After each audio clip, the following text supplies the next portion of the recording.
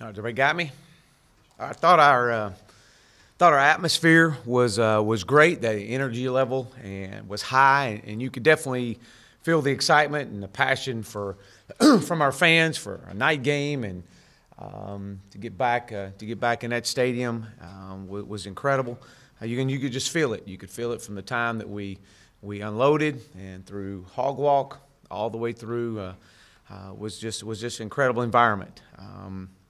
I thought our team continues to fight and play extremely hard to the very end. And that, again, was evident last Saturday night as we cut the lead to one score with 5 minutes to go and an opportunity to get the ball back. But I thought offensively, we played and competed hard. They didn't do anything different than we had seen all week long and what we had prepared for. We were not as consistent as we've been in the past, especially up front in our pass protection and what we needed to be. I didn't think that was our best performance overall as a group. We couldn't get anything going in the run game, and they made us one-dimensional, and that was evident. But still, with all this, our grit, our toughness, our continue to fight and get back up, got us back in the game with a chance to win it with one stop. And so with that, I'm thankful for their fight and they're continuing to compete. Defensively, I thought we played extremely hard. Thought our guys did exactly what we challenged them to do all week long, and that was to see how many red jerseys we could get to the football at the whistle. We had guys flying all over the field, and that was good to see. I thought Cam Curl and Santos Ramirez played as physical in the run game as they have all year long. They tackled extremely well. They negated a lot of runs at the line of scrimmage because of their physicalness. We had two critical errors and a penalty. We had a busted coverage off of a short field in the early part of the first quarter when we couldn't flip the field in some field position, which gave up a touchdown. We had a 14-play drive, and we had them 2nd and 17. Got them stopped, and it's 3rd and 15, and we get a critical targeting call that kept their drive alive, and they went on down and scored. So 14 points, and defensively we needed one more stop. That's what we needed. Bottom line, but because of our guys continue to play hard and to compete, we gave ourselves a chance. And we have seen improvements. This football team has improved. Defensively, we've improved in a lot of areas, and we're allowing less points and yards per game than last year.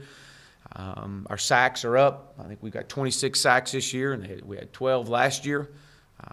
Armon Watts ranked 6th in the SEC with 7 of those. TFLs, we got 64 this year. They had 48 last year. Turnovers, 14 this year, 13 last year. And third down efficiency, 35% this year, 48% last year. So we are seeing some improvements. We are.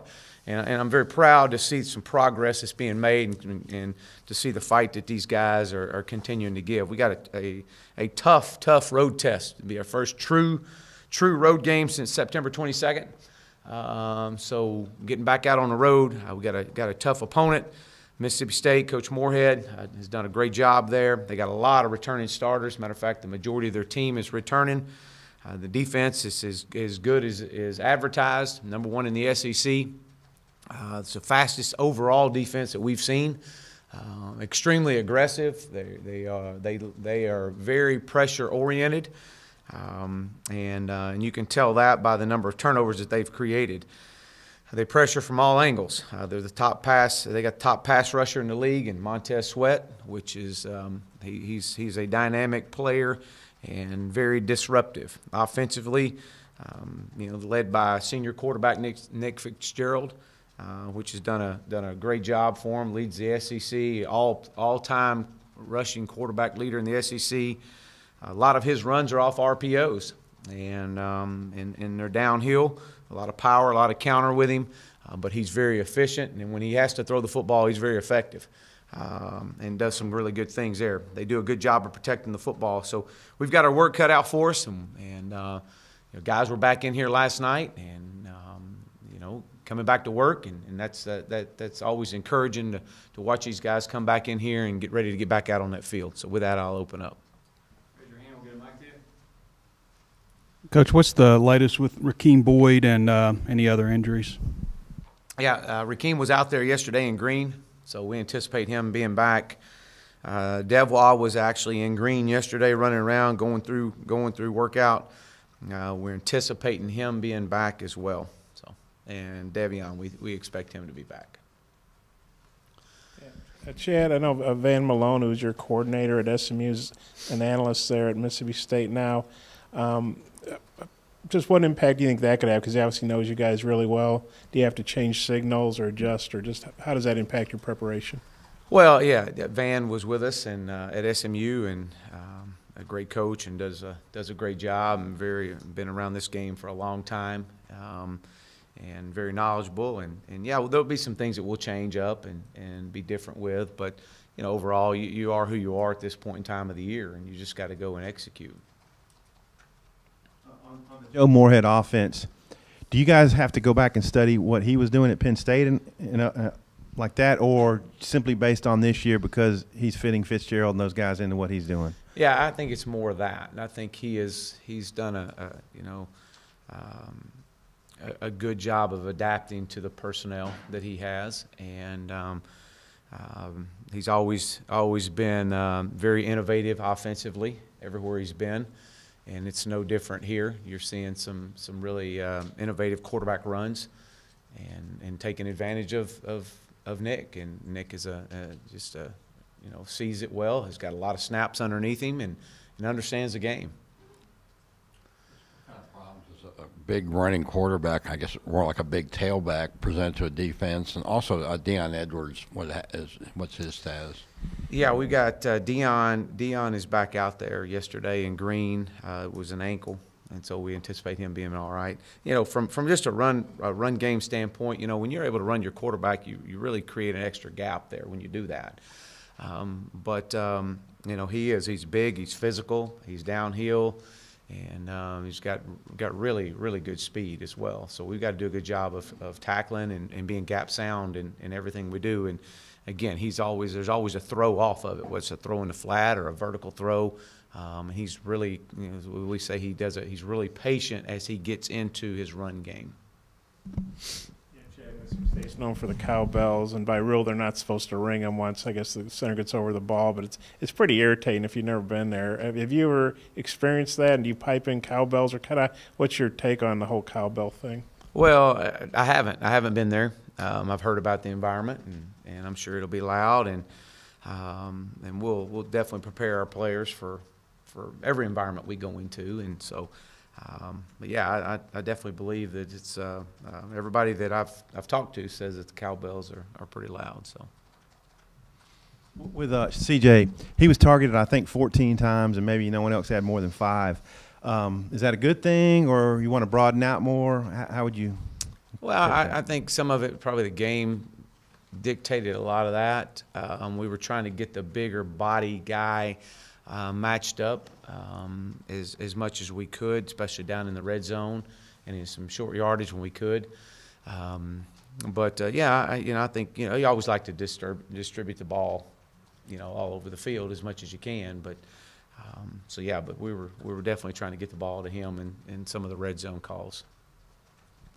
With your run game, how important is it to have the receiver runs where you get the edge and stuff like that? And it hasn't been very effective. And then you had Boyd running into Jordan the other night too. Yeah, that was obviously disappointing. I mean, that's something we've done for, golly, as long as I can remember. I've never had something like that happen. But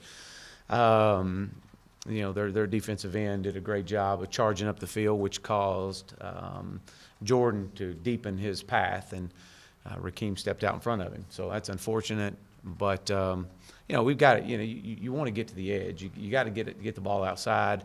Got to get the ball out to your playmakers on the edge, whether it's through speed sweeps, whether it's just quick screens out on the edge. And when you do get a screen out there and you got to hat them up, you got to be able to make something happen. And so, but that's part of who we are and where we're transitioning. And but yeah, there's no question on that. Chad, do you know Joe Moorhead very well? He took an interesting path the SEC, Fordham through Penn State. That's not, probably not a lot of SEC guys coached at Fordham. Just wondering what you think about Joe, how well you know him, You know, I've had a chance to, you know, come in contact with Coach several times, just through, you know, different acquaintances. Maybe it's at a convention. And then, obviously, since us joining the league together at the same time and being in different meetings, we've had a chance to visit a little bit. And I think he's, as I shared earlier, I think he's got a great offensive mind. He's won everywhere he's ever been. I've got great respect for what he's done and what he continues to do.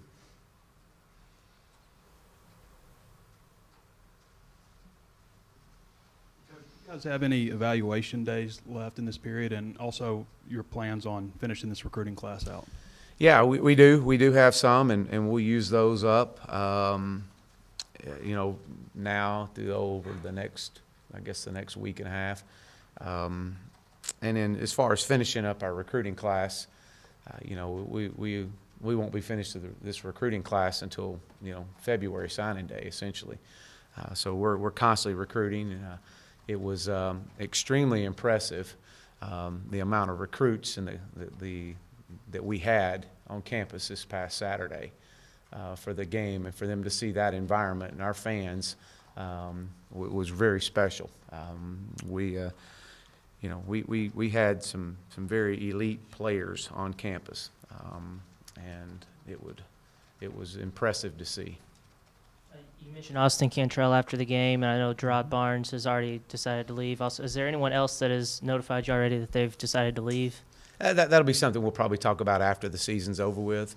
You know, obviously, you know, Austin, you know, going through senior day, and you know, he and I'll sit down after the season's over and talk a little bit more. But that was a decision he wanted, and definitely was glad he was able to, him and his family, to be able to experience that for what he's done here. Any possibility you could see Connor Nolan or John Stephen Jones get playing time those last two games at quarterback? Yeah, there is, and I anticipate, you know, if the game presents itself in a way that we feel like that, yes. Good. I know you didn't like having all these 11 a.m. games at home, but I would think as a road team you like it because, one, maybe that takes their crowd out of it a little bit, and also you get home earlier.